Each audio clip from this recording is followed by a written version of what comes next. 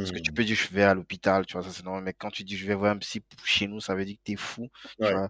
Et c'est très compliqué, ça fait que tu as deux combats, tu as le combat où tu joues à cache-cache, tu vois, et tu as l'autre combat où il faut que tu te soignes.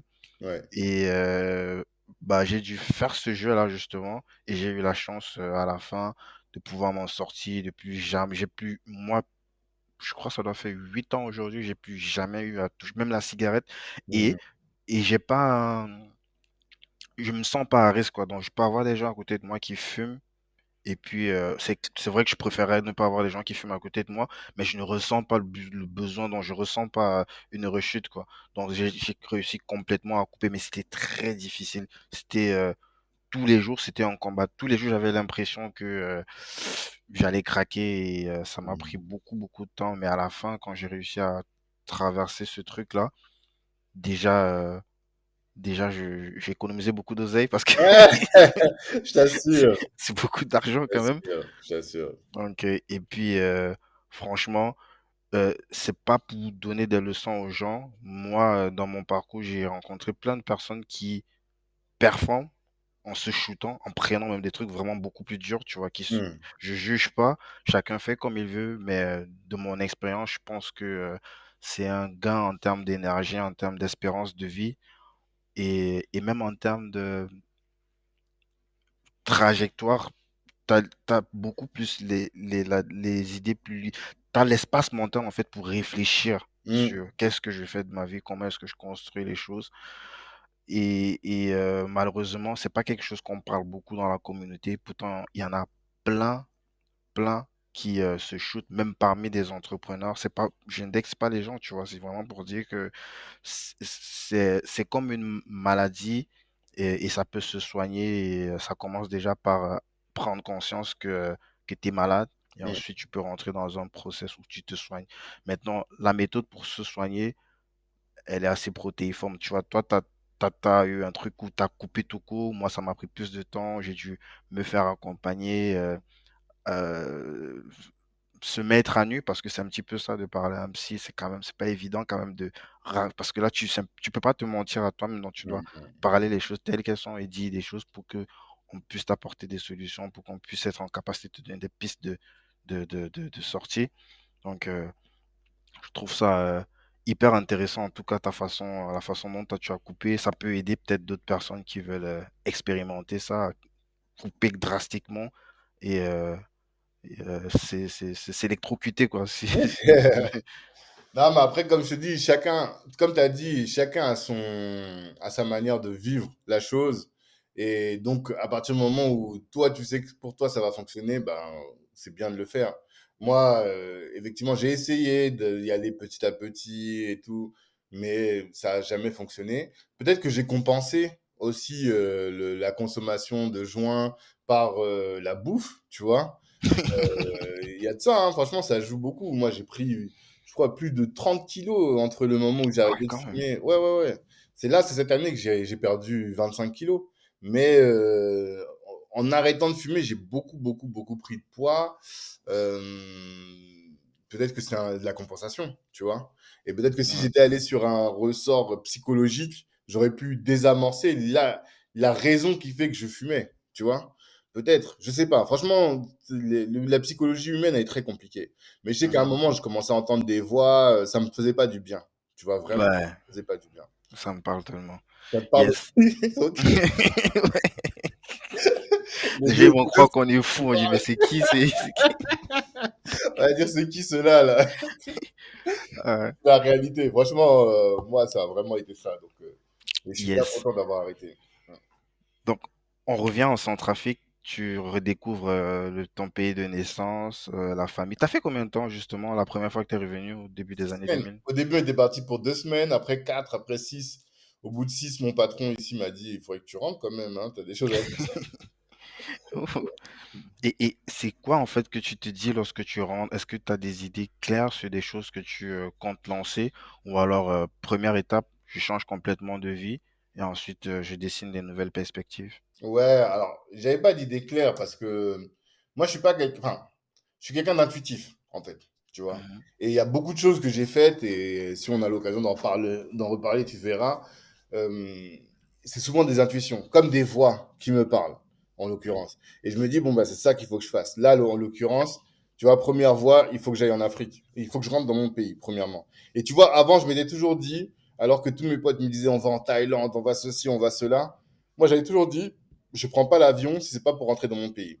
Donc, les seuls endroits où j'avais voyagé, c'était Amsterdam, l'Espagne, la Europe centrale. Belgique, l'Allemagne, tout ce qu'on pouvait faire en voiture. Mais prendre l'avion, je disais, je prendrais jamais l'avion avant de le prendre pour aller au pays. Ça, tu vois, c'était une intuition que j'avais. Et donc, j'ai pris le départ en Centrafrique, ça a été une intuition aussi. Et j'ai fait ce qu'il fallait faire. Après, quand je suis rentré, bah, je dis, bon, bah, maintenant que j'ai coupé cette vie-là, bah, je vais reprendre les études de droit. Je vais terminer et je vais me mettre vraiment à fond dans mes études de droit. Donc là aussi, ce que j'ai mis en place, c'est ça, première chose. Rencontrer la femme, tu vois, je me suis dit, bon, j'ai 23 ans, il faut quand même que je me marie, que je trouve une femme pour me marier. Et à l'époque, j'étais avec une fille que j'ai plaquée quand je suis rentré de Centrafrique. Et Comme ça, sur un coup de tête, sur un coup de tête, je te dis vraiment, c'était sans transition, en sans. position de newborn. Tu connais le concept Ah du ouais, newborn? Je c'est l'ai plaqué fort ça. direct. J'ai fait comprendre que j'étais un nouvel homme et que j'avais besoin d'une nouvelle vie, quoi, tu vois? Mais après, à 20 ans, si tu plaques une fille d'un an, c'est rien. Une fille à qui tu as passé un an, c'est rien. C'est pas comme aujourd'hui. Aujourd'hui, on réfléchit, tu vois. Mais à l'époque, c'était facile. Et donc, tu vois, j'ai reçu une voix qui m'a dit, tiens, il y a cette fille-là qui est dans cette famille-là, dans la même ville que tu connais, qui est de ton pays, qui est de bonne famille. Voilà, épouse-la. Tu vois ce que je veux dire? Et tu pensais direct au mariage, c'est pas genre commencer un truc, essaye de voir s'il y aurait et tout. Direct Direct mariage. pour le mariage, tu vois? Comment ça c'est possible? Est-ce que là c'est vraiment juste la voix ou peut-être il y a une empreinte familiale chez nous où à partir de 22 ans, 23 ans, on se marie, je sais pas. Je sais pas, parce qu'en vrai, moi, je suis le premier à m'être marié dans ma fratrie, alors que je suis le troisième garçon. J'ai 5 sœurs derrière moi, mais je suis, non, 4 sœurs derrière moi, pardon. Mais je suis le premier à m'être marié. Donc, je sais pas, en fait. Je te dis, c'est des Ah, c'est intuitions. incroyable ça. Je ne peux pas t'expliquer tout ça. Après, dans les milieux évangéliques, à l'époque où j'étais, on sort pas avec les filles pour rigoler, tu vois? Ouais, quand même, ça va. Quand tu sors avec une fille, c'est pour la marier au bout d'un moment, quoi. Et là, en plus, je sais pas, j'avais la conviction que dans ce processus-là de structuration dont j'avais besoin, bah, avoir une femme, ça faisait partie aussi de cette construction, tu vois. Mhm. Donc, bah, j'ai rencontré cette fille-là, Angela, avec qui je suis jusqu'à aujourd'hui. Et voilà, j'ai posé mes pièges, j'ai fait mes stratégies, et on a pris la route du mariage, on s'est marié en 2011, tu vois. Waouh. Totalement, totalement. Donc c'est ça que Et, j'avais comme idée en rentrant. mhm. Et ça veut dire que forcément, elle te suit sur... parce que c'est quand même chaud, tout ce que tu fais, on va en parler, tu fais plein de trucs. C'est Mmh. limite à se demander combien de temps est-ce qu'il passe chez lui avec sa famille. Et on l'a pas dit aussi, je crois que tu as deux ou trois enfants. Elle a 3 enfants, ouais, Ouais. mmh. Oui, oui, oui.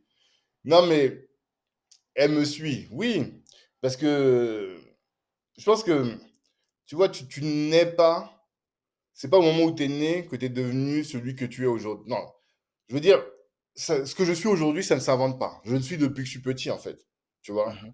Et quand je me suis mis avec elle, par exemple, j'étais à l'église, ben, j'étais responsable du groupe de jeunes, tout de suite. Je prêchais à l'église. C'est-à-dire que Ouais. j'annonçais la parole, je travaillais sur les... Tu vois, donc, Leadership. comment?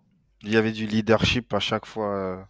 Donc, quand elle m'a épousé, elle savait que j'étais déjà. Aujourd'hui, je suis dans du leadership dans ce que je fais, mais je le faisais avant. Et avant, quand j'étais dans la street, j'avais monté mon équipe aussi, tu vois. Ouais. Donc, Mhm. d'ailleurs, le jour où je suis parti, l'équipe s'est disloquée. Donc, elle sait qui elle épouse. Et elle épouse pas un mari qui est à la maison le week-end, qui joue à la console, qui s'occupe des travaux, tout ça. Non, c'est pas ça. Elle a épousé quelqu'un qui est en train de se battre, qui, quand il a une cause, ben, il y va à 200%, et il n'est pas forcément disponible, il est toujours à gauche, à droite, dans sa mission de vie, tu vois. Et donc, Yes, je pense qu'elle l'a accepté. En tout cas, si elle voulait autre chose, elle aurait pris quelqu'un d'autre, je pense. effectivement. Donc, tu as terminé tes études et tu as commencé à bosser en tant que juriste ou tu as fait des petits trucs à côté Ouais, alors en fait, si tu veux, en 2009 ou 2010, je termine le master, j'obtiens mon master, et en parallèle, je voulais devenir avocat à cette époque. Donc, Comme ton père? Je voilà, crois que ton père, il était avocat aussi. exactement, il est Ouais. avocat. Donc, je voulais devenir pour reprendre le cabinet parental. Et pour devenir avocat, en fait, une fois que tu as fini ton master 1 ou ton master 2, il faut que tu passes un concours pour rentrer à l'école d'avocat. Et donc, j'ai tenté ce Je crois concours. 2 ans encore. Ouais, 18 mois, exactement. 18 mois. Donc, j'ai tenté ce concours. Une fois, je l'ai raté. Deux fois, je l'ai raté. La première fois que je l'ai raté, bon, j'estimais que je n'étais pas assez bien préparé. Je me suis dit, c'est pas grave, ça peut arriver. Donc, je le retente une deuxième fois. Et là, beaucoup mieux préparé. J'ai fait une prépa. Enfin, vraiment, je me sentais être au taquet, tu vois. Et je le rate encore. Donc, la grosse déprime. Je me dis, mais c'est pas possible. Comment, tu vois, moi, mon but dans la vie, c'était que ça, quoi, tu vois, prendre la suite Mhm, du daron. Et donc, il fallait que je devienne avocat, quoi. Et là, je me dis, bon, remise en question, qu'est-ce que je fais? Et il y avait une autre, je voulais pas repasser une troisième fois le concours parce que je trouvais que c'était intense quand même. Il y a une troisième voie pour devenir avocat qui est celle d'avoir un doctorat, tu vois. Donc, mhm. je m'inscris en doctorat, je prends un sujet de thèse et je commence à bosser en thèse. Et en parallèle de ça, bah, je me marie et je travaille en tant que juriste, mais à temps partiel au départ, tu vois. Ouais. Et donc, je fais ma petite vie comme ça, avec le droit d'un côté, enfin, la thèse d'un côté, la vie de famille de l'autre, et de l'autre encore mon travail de juriste.